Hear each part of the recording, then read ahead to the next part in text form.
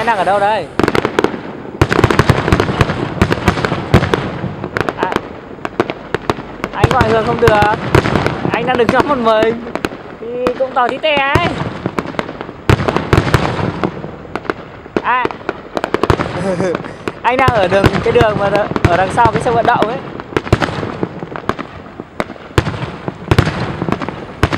Hả?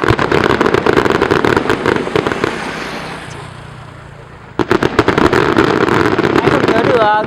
Anh bây giờ đang ở cái chỗ mà có một cái nhà máy vòm kiểu sân vận động ấy, hay là cái gì đấy anh không biết. Thế nhưng mà anh đang ở đằng sau cái đường đấy. Có đằng sau nó có một cái đường nằm song song ấy. Hả?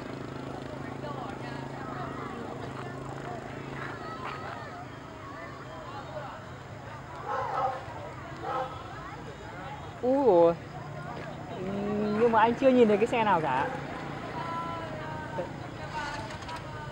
Bây giờ em chỉ ra cái tên đường để anh check Google. À anh biết đây đường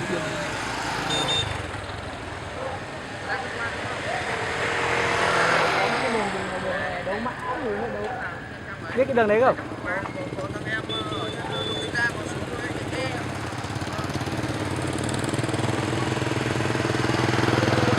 À, nghĩa là đi cái đường đấu mã đấy vẽ trái à?